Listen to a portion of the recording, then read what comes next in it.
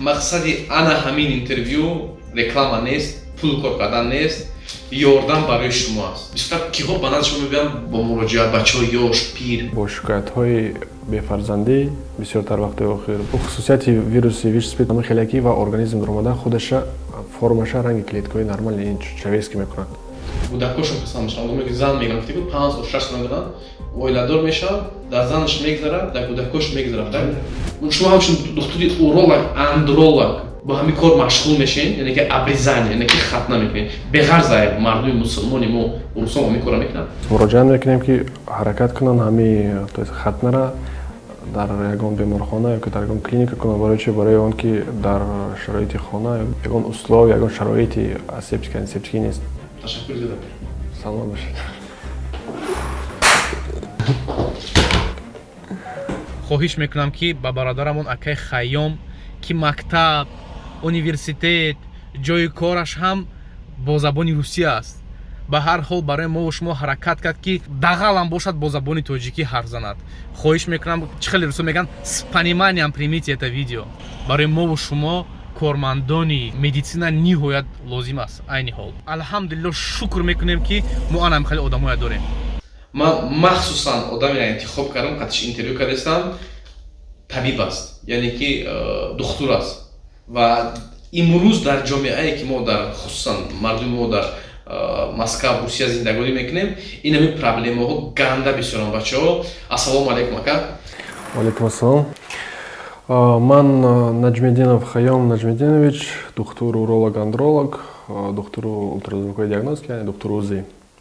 Касби ман, яъне то есть духтур уролог, то есть вазифаи духтур уролог, ин ташхис, муолиҷаи беморони системаи пешобаро, беморони гурда, беморони пешобдон, беморони узвҳои таносули мардона. Бисёртар киҳо ба назар шумо мебиёянд бо муроҷиат, бачаҳои ёш, пир?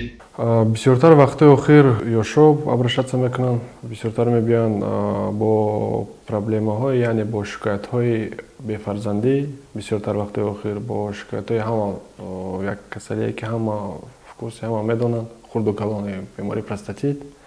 Бо вақтои охир як вақтои беморӣ, то есть ҳолат бисёр пештар пайдо шуда ки буд, не ки вақтои охир бисёртар шуда шикоят ҳангоми алоқаи ҷинсӣ, тестовом кардан ёки дигар гуна проблемаҳо. Бисёр одамон метарсанд биёянд лечение кунанд, вақт надоранд. бисёртар шумо блогера гӯш мекунам, медицински блогерҳо гарани бисёр ҳастанд. Дӯстони азизи ман категорически гуфти гапҳо против ҳамин рекомендатсияе ки ҳамин блогерҳо мекунанд. Ман против ин ҳастам, барое ки сабаби ҳар як беморӣ якчанд сабаб дорад. барои ташхис, барои то есть лечение пешниҳод кардан, барои лечение назначат кардан ҳар як одам ва касал бояд муолиҷа шавад. Бояд мо фаҳмем сабаби асосӣ дар чист. Баъд аз ин мо бояд баъд лечение пешниҳод мекунем. Просто гирифта масалан мо наметавонем гуфтан ки ҳамин доруи истифода бар то соз мешавад. ҳар як дору ба ғайр аз то есть фоидааш якчанд намуди зарарҳо дорад. Якум дуюмаш ин ки ҳар як дору ҳар организми ҳар одам ҳар хел аст. Мешавад ки аз аллергия, то есть реаксия аз ҳамин дору мешавад. Ман тарафдори он нестам ки ҳамин чиза истифода баранд. ҳамин одамое ки бемории бефарзандӣ танқисӣ мекашанд, шумо кӯмак карда метавонед? бисёртар мебиям муроҷиат мекунанд, мегӯянд ки масалан мо ин вақт лечение кардем, он доктор ба ин ҳамин дороҳоя навистанд, баъд ягон фоида накард. По простатиту, баъд бемории бефарзандӣ, бемории преждевременной эякуляция гуфтем тестовом кардан. Чорум категория касало и бемори в основном ҷавоное ки бисёр ҳангоми незащищёни полового контакта, допустим, масалан бе защита, вақте ки допустим воёд алоқаи ҷинсӣ мекунанд, фикр мекунанд ки воёд там солиманд, ягон жалоб нест, всё хорошо, не ки ҳамун чиза ӯ заражашудагӣ 1 сол 2 сол мегзара, ба ҳамин аломотҳои худша нишон дода мегирад ки баъд дер мешава уже. Вале чанд кас заражидат мекунад, мерад Тоҷикистон, масалан оилааш заражид мекунад, агар кадоме ки оиладор аст, допустим ягон каси дигар заражид мекунад. баъд ҳамин чиза спид аст нафаҳманд. 6 моҳ мегзара ба мефаҳмам. То 6 моҳ анализ нишон намедиҳад. хусусияти вируси ВИЧ-СПИД хелякӣ ва организм ромада худаша формаша ранги клеткаҳои нормали человечески мекунад. Наши клетки не распознают, что это чужеродный.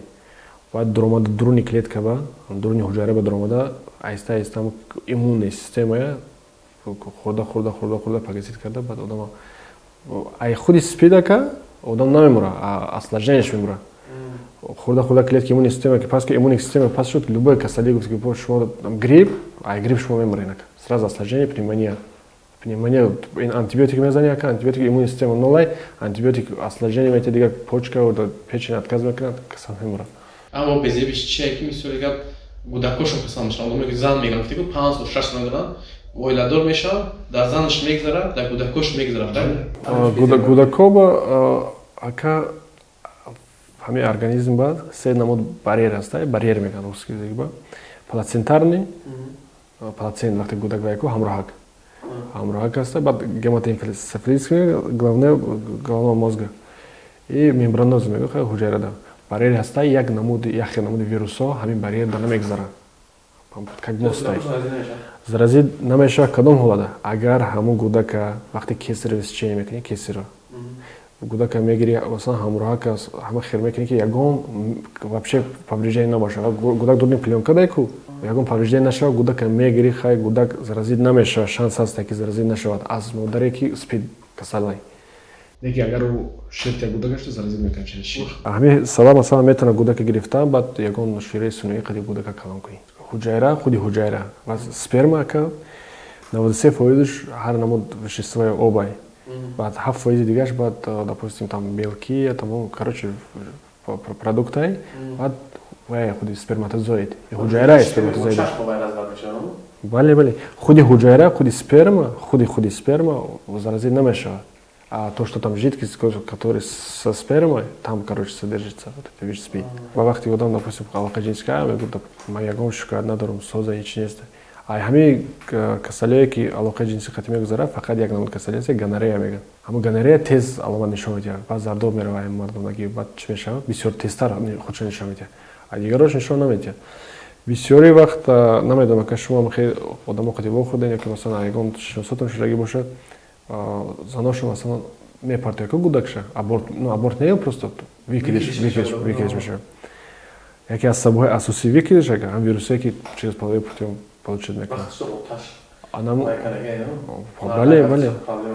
Бале, баъд викидиш мешавад, кадом ҳисоб вақте ки он вирусие ки заразид мешавад, не даёт развиваться плоду. То гудака не развивающий плод мешавад, викидиш мешавад. Барем шумо чӣ сабаб тавсия метиҳед ака? Чӣ мегӯяд шумо, чӣ тавсия метиҳед? Любой кас шумо метавонанд любой время биёнад, дар шумо муроҷиат мекунанд. Одамое ки бесплодия доранд, одамое ки яъне ки мисоли гап неуверен худшон доранд, мисоли гап хулиганӣ кардагиянд.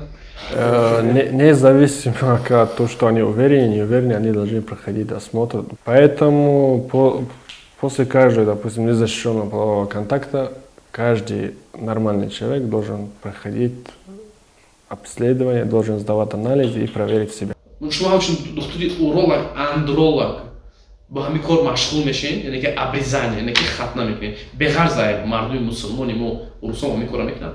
Бале, бисёр муроҷиат мекунанд. Барои чӣ? Барои он ки яке аз бисёртар касалие ки бисёртар вомекра ба забони русиягӣ распространённый и фимоз мегӯянд. Воспаление именно той части головка, то есть по органам, где начинается там воспалительный процесс, где начинается нагнаиваться.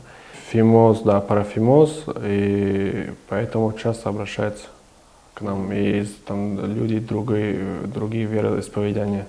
Или ки русуам стоми бян, бачоша чилдрон бян, бале. Шума не только там дети и взрослые тоже к нам обращаются. Марда, микна? Бале.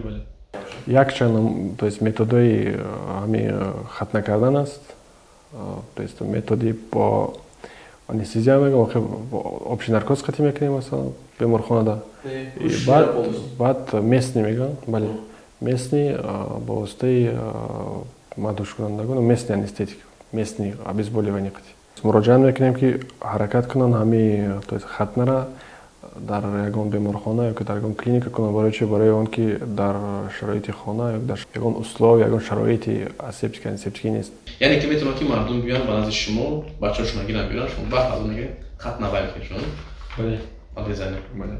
Бисёр хуб. Акаҷон, мардум тавсия медиҳем, ба ола мегӯям реклама нест, ин посух аст, як чизи полезен барои шумо. Чӣ хеле гуфтем, метавонед ҳамовақт биёед ба доктор Хайём ва доктор Акай Хайём муроҷиат кунед. Рақамои телефоншон мемонам. Дар ҳамин клиникаи шумо оз мана даъват карданд ка кадом анализа спорда мешавад? ҳама намуди анализа спорда мешавад. Ташаккур зиёда кунед. Саломат бошед.